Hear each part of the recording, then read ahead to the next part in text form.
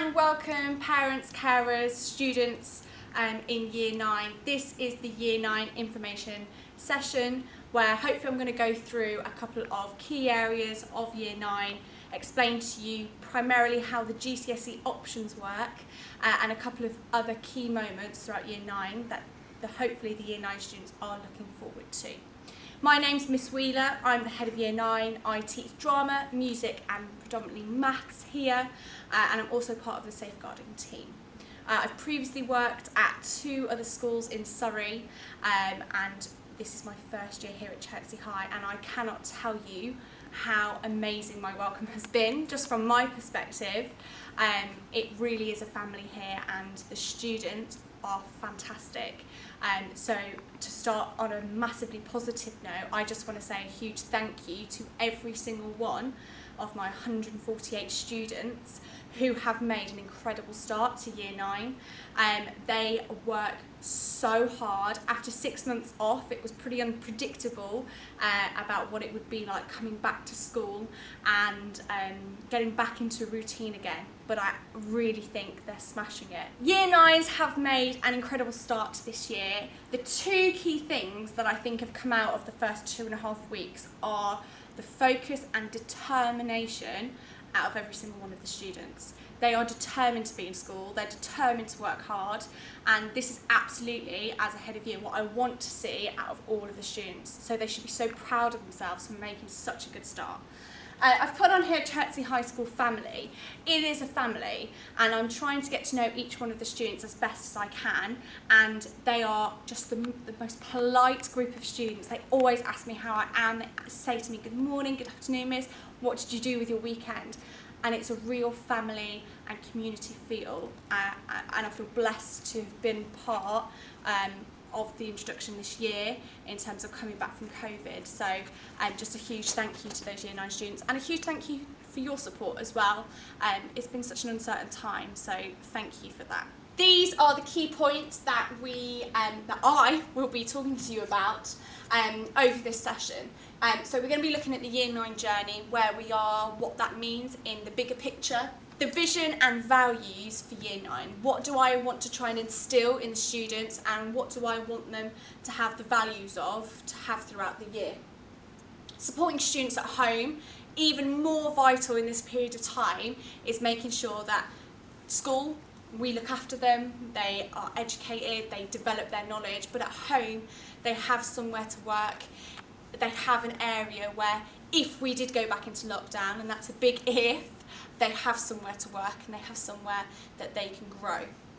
The importance of homework, attendance is quite a big thing this year.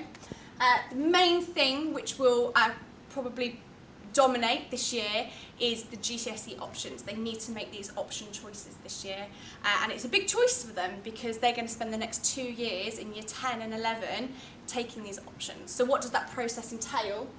The well-being, a huge focus this year, making sure that the students are okay in school, okay at home, how are they managing their well-being, both physically and mentally.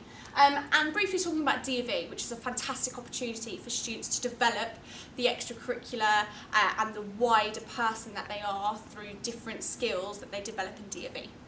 This shows the journey that the students have been on so far. So all the way back 2 years ago from Year 7, when the students were in the old Runnymede building and this building was being built. Year 8 finally being in this fantastic new building. And Year 9, where we are now, 2020 to 2021. An uncertain year for so many things and leading into Year 10 and Year 11. And this is the most important year so far for them. They've got some big choices to make, as I've already said, and it leads into this Year 10 and 11 where they're doing Key Stage 4, where they're doing their Gcse options for the first time. Year 9 is an important year. They come in Year 7, they are new, they're getting to know the school. In Year 8, they're role models for Year 7 now, and they're starting to kind of find their feet a bit more. But I feel Year 9 is the year where they really find themselves. They're trying to find out who they are, who they want to be, what values they want to support, and they really develop each person. And year 9 is a difficult year, it is, but it is hugely important in their career so far.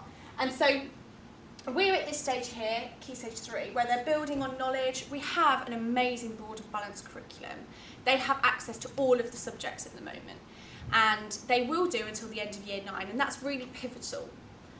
At the end of year 9, or in kind of March time, they will have made their choices for year 10 and 11, where their curriculum is tailored for what they want to do. So they will make some options, and they will choose the subjects that they want to study at Key Stage 4.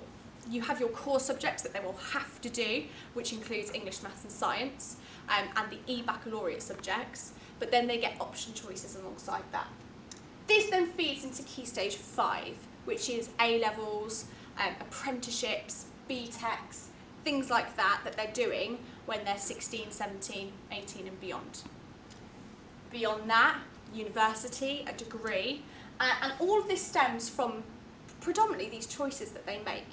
I chose, when I was in Key Stage 3, to do music as a GCSE, and from that music GCSE I then did an A-level in music. I then chose to do a music degree, and then become a music teacher, and now I teach 3 different subjects, but that's all stemmed from the choices I made in my options at Key Stage 3 into Key Stage 4.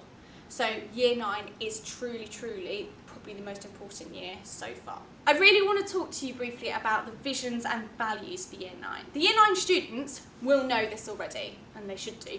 I've spoken about it so much in assemblies and in their tutors. But I wanted to just make it clear to parents and carers at home as well, is that this is what the vision and the value is for this year. So this is what's really driving us: make the right choices. And that's making the right choices in every aspect of their year 9 career, whether it's their behaviour, making the right choice in terms of how they're behaving, their Gcse options, which I will come back to probably frequently throughout this session, and making the right choices for their GCSEs. And it's about them maturing and taking more responsibility now they're in year 9. And that responsibility is what I really want to push them to develop. They need to take more responsibility in year 9, both in school and at home. And this is the message that I'm really driving. And throughout year 9, we're going to look at 7 key aspects. And teachers across the school will be nominating students for awards based on these aspects. So creativity, demonstrating high expectations, taking opportunities when they arise, that's really important, not just waiting for them, actively pursuing them. Independence, growing in independence, being more independent. I think that kind of goes hand in hand with maturity and responsibility. Character, empathy and success. We want all students to be successful, and we will support all students to be successful. And so these are the 7 key values that kind of drive this main vision of making the right choice in year 9. Supporting students at home. Our goal here is to ensure that every student can go out into the world educated, well-rounded, having been taught a broad and balanced curriculum, and happy. We want them to be happy students when they leave. And we do have extremely high expectations, and they are the highest that they will ever be, because we want to drive them to follow those expectations. And we also want to drive them to achieve the best that they can, and that's really fundamental. We are consistent as we can be, and we will teach the best lessons that we can, but they also need to make sure that when they're at home, they are completing homework to the best of their ability. They've set that expectation for themselves, and that parents and carers at home are supporting them with that expectation, that they are completing homework to the best of their ability in every aspect, every subject that they do. This year, they need to be getting it right. Every lesson, every day, every minute of every lesson counts. And we want to make sure that every single minute in every single lesson is the best minute in the best lesson on the best day. And we know students will have some days that they don't feel like they can achieve or they can be the best that they can. We will support them to try and help them achieve. And at home, we also want you to do the same thing. Supporting them with homework, supporting them with getting them into a routine so that they are going to bed at a suitable time, waking up at a suitable time, that they have some time away from any technology, phones, laptops. I will come on to that later. This picture I absolutely love.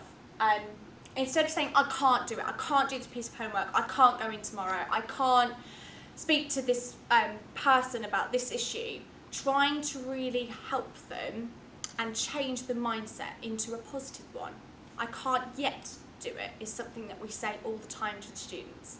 Saying, I can do this bit, perhaps I'm referring to a piece of homework, I can do this part, but I can't yet do this part. And how can you support them to achieve the bit that they can't yet do? And this bit here, what am I enjoying, what am I good at, what am I interested in? These three things, I think, are really good conversational points at home, especially when it comes to the GCSE options. What am I good at? We want them to strive to do the best that they can. So what subjects are they good at? What are they enjoying? What are they interested in? What do they want to pursue? It might be a skill, such as a music lesson that they're doing. Perhaps they're learning to play guitar, and that skill can be transferred into in a music GCSE part of the course. I think the key thing and the key message that I want to really put forward in terms of supporting students at home is being positive about school, being positive about homework, being positive about their subjects, and trying to engage in that open dialogue with the students. I think that's really, really key. Celebrate when they're being successful, looking through their planners. So each week the student should have their plan assigned for the previous week. So it gives you a chance to reflect with your child and look through all of the positive notes that they hopefully will have received, and any negative notes or any detentions. You can have that conversation with them and ask them why that happened, and help support them with that. Being there for them when they're struggling, I think, is really key. But checking homework is something I briefly wanted to mention. So you should, as parents and carers, have access to Show My Homework. Students, you have access to Show My Homework. If, as a student, you cannot access Show My Homework, you must go and speak to your ICT teacher. And parents, if you send an email to the form tutor, they can follow up with the correct people to help you with Show My Homework. Because it's a really good way in terms of monitoring the amount of homework your son or daughter is getting, and making sure that they're doing it in enough time, not just leaving it to the night before. And I think that kind of comes back to getting into a good routine each day at home. Due to time, we will be talking a lot about options. And so the more that they find out and discover about options, it would be really amazing if at home you could have those conversations with the students about options, kind of foster their interest in any particular subjects, try and work out which subjects that they will thrive in at school. And those conversations will have a key part in the main options process, which will happen at the beginning of next year. With homework, I just wanted to kind of outline 5 clear points. It should be at least 1 hour per evening. Now they're in year 9, they will be getting probably a little bit more homework. A quiet space, I think that is so fundamental to the students at home. Without a phone or iPad, it is so easy to do a bit of work, have your phone on the desk, and you get a notification, and then all of a sudden you're not doing your homework and you're looking at that notification. And so a quiet workspace where they put their phone on the dining room table or on the living room table for an hour or 2, and they have that dedicated time to do that homework to the best of their ability, and then they can go back to getting that phone after they've had that dedicated workspace. Checking Show My Homework, and if it's not working, speaking to the teachers, asking questions regarding their learning. I would also encourage students, if they are struggling with that understanding of homework, that they go and speak to their teacher before the lesson. We can't emphasise it enough in terms of, if a student doesn't understand, go and speak to the teacher prior to the lesson. Each day, apart from a Wednesday, we do have an after-school homework club. That is a quiet space in school where students can work for up to an hour until 4 o'clock with somebody monitoring them, and it's a quiet space they can do their homework. So I think if at home it is difficult to have the workspace because there are lots of siblings around, or you think it would benefit your child to come into school to do that after-school homework club, please encourage them to come. It's Monday, Tuesday, Thursday and Friday in the same room, which I believe is 226, and they can go to that room every day if they wanted to, apart from Wednesday, and have that quiet space to do homework. We also have laptops, so if computer access or internet access is an issue, they can also do that in school. Attendance. Attendance is, I appreciate, incredibly difficult, and I'm not going to spend too long on it, but attendance is really critical to make sure that the students access the learning in every single lesson of this broad and balanced curriculum that we provide. And Year 9 is the most important year so far, and their attendance is vital. We appreciate that it is a difficult period of time with COVID-19. And so if you want any more information in terms of attendance and COVID-19, on the website there is a procedure kind of plan that you can follow and that tells you what to do if your son or daughter isn't very well.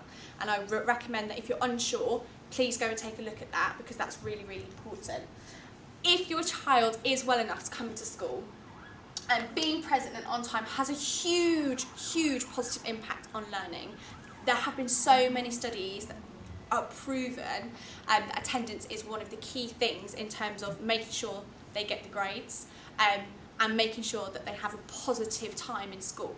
Students feel worried if they miss a lesson, because then they know they've got to catch up. So the most they can make of being in school, the better. Staying on track. It's difficult to catch up when time is missed, starting the day late. And Year 9 have actually been fantastic with being in school on time. I actually spoke to them all last week about coming to school on time every single day, going to lessons on time. All of their lessons are in the same corridor, so they actually shouldn't be late for their lessons. But getting to school on time first thing in the morning is super important.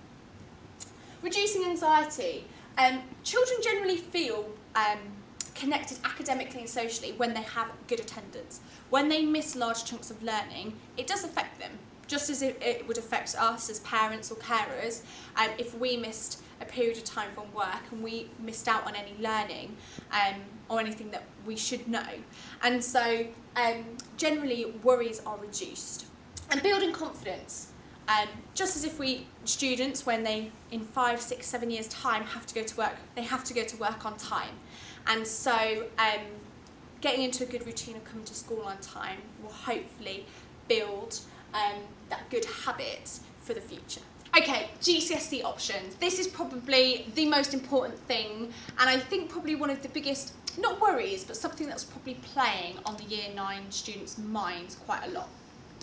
So I wanted to give you a clear timeline in terms of how GCSE options work this year, and a couple of key points that I think students need to be really clear on about options.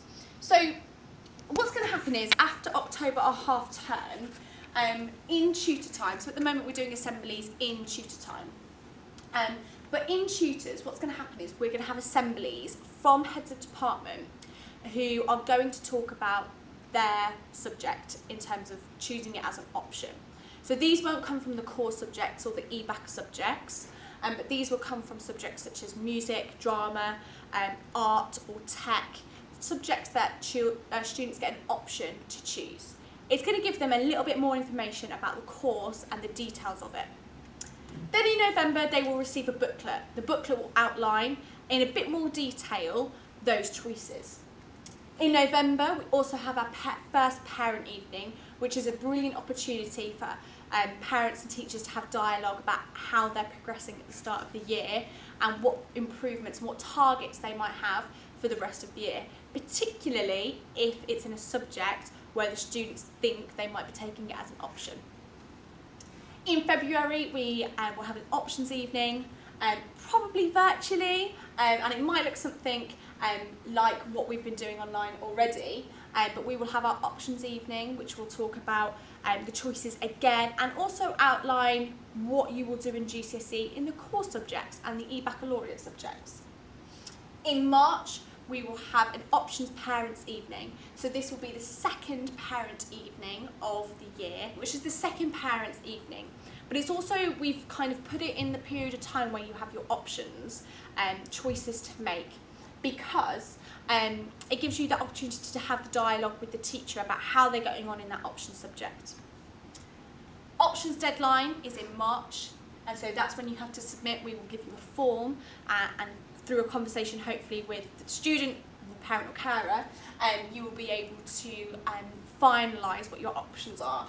And then in June we have exam week, and I wanted to point that out because that exam week and those assessments they do in those exams will have an impact on their options. Year 9 is the last year that students can study every single subject. And this is really important that they maximise this opportunity. So even though they're making these choices, they need to really focus and put in this I would say 110%, I love that phrase, but 100% effort and focus in all subjects to make sure that they've maximised those opportunities. Good relationships with all teachers. Some students in the back of their minds might be thinking, I'm not taking that subject as an option, and so therefore it doesn't matter, and that's absolutely not the approach. We want students to have good relationships with all teachers because it also has an impact on their options. What subjects not only are they passionate about, but what can they perform best in? We know students are so passionate about so many things, and they might want to choose a subject that they absolutely love, but they might not be very good in. And actually it's, I think, having a conversation at home about what can you do best in academically. The GCSE options is quite a lengthy process, it takes a few months, but we will try and be as open as we can with the students about the process and about their choices, and it would be amazing if you can also have those conversations with those students at home and engage them in a dialogue in terms of thinking about what options are best for them. Wellbeing and social media. I think this is absolutely fundamental. I've said this probably quite a lot actually, but wellbeing is really, really pivotal to students' happiness. And students are still developing who they are, who they want to represent, who they want to stand for, whilst they're juggling hormones and family and home life and school life and friendships. And it's a really difficult period of time for them. And this is probably heavily impacted by social media. And I say probably, it is heavily impacted by social media. Social media is fantastic. You can do amazing things with social media.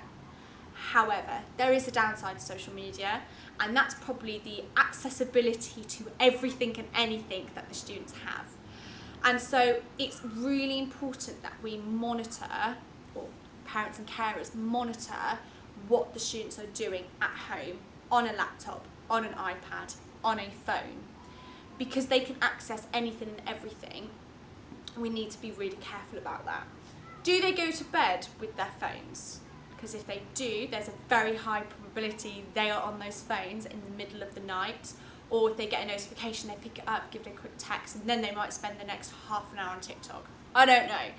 But making sure that their phones are monitored. And obviously that's a discussion that you have as a family, and also a level of trust, but also just, you know, again, I think having that transparency of what are you doing on your phone, what apps are you accessing, who are you talking to in particular, because students can talk to anybody and everybody on social media.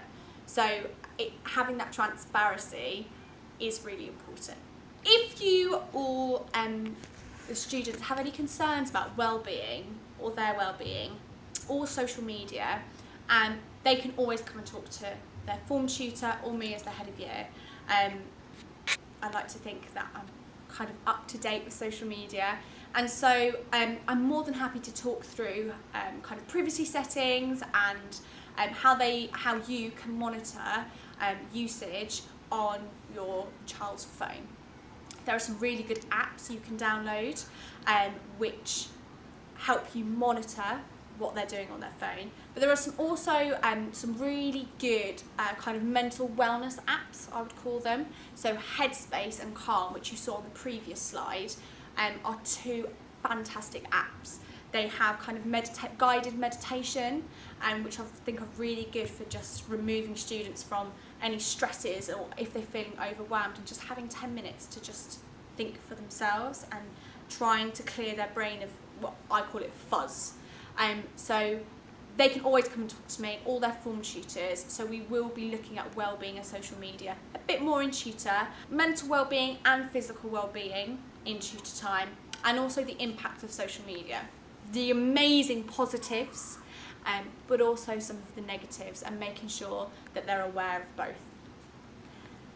Briefly, I wanted to talk about bronze D&V. Year 9 is the year that they can start to do D&V. D&V is amazing. I did D&V when I was at school. I did bronze and silver, and it was the most incredible experience that I had when I was at school. It genuinely is life-changing. They say it's life-changing. It's amazing, and I want as many Year 9 students as possible to do D&V. It's about going the extra mile. It's split into some categories, so you can do so you have to do some volunteering. So it's all about the community. You have to do something physical, like doing a dance class or doing an extracurricular PE activity in school. So it can be inside and outside of school. Something that's skill-based, and it's about exploring those skills and going that extra mile. Lots and lots of people have done D&V already. Maybe they do want to try something new or get better at something they are already doing. The activities take a minimum of an hour a week, so they can fit it in with their studies or around their studies if they need to. These are 2 quotes from quite prolific people on why you should do D&V. There is a small cost to each person to enrol onto D&V, and it includes a welcome pack, a discount card, a certificate, and you get your D&V badges. And if you want to do Duke of Edinburgh, which I'm hoping is going to be lots and lots and lots of you, please can you speak to Mr. Bamford. He's the science teacher, or one of the science teachers, but he is the Duke of Edinburgh leader. So you can either speak to Mr. Bamford or Miss Castle-Smith, who previously did it last year, and both of those people will be able to answer any questions on Duke of Edinburgh. But I really want to encourage as many of you as possible to do Duke of Edinburgh, because it's an incredible life-changing experience. I just want to say a huge thank you for your continued support at home. The Year 9s are the most amazing year group, and they can't do it in school without the support at home. We can't do it without your support. So thank you so, so much. If you have any queries or any questions, I've left this on here, so hopefully maybe, I don't know, print screen and take a screenshot, but here is a list of my email address, but also the form tutors' email addresses. And just to highlight, if you have any pastoral concerns, wellbeing concerns, kind of general concerns that you don't think are subject related, generally they go to the form tutor first and then up to the head of year. Academic concerns go straight to the subject teacher, so whoever their teacher is. Then if needed, that will go to the head of department, and then if needed, then I can oversee anything. And so this is kind of the process that happens with pastoral and academic concerns, but of course you're more than welcome to email me anything, praise as well. It doesn't have to be a concern. I really hope that you found the session informative, and you can look back and hopefully see any of the slides if you go back through the video again. This year is a pivotal year, and it is a busy year, and there are lots to do in Year 9 in terms of making those choices, alongside the uncertainty of COVID-19. So we absolutely appreciate it, and that some of the students might have worries or concerns, but we really try and encourage them and you to be open with us as much as possible. I hope you found the session informative, and I just want to say a huge thank you again for your support. We can't do it without you, so thank you so much, and please feel free to email me if you have any worries or concerns. Thank you.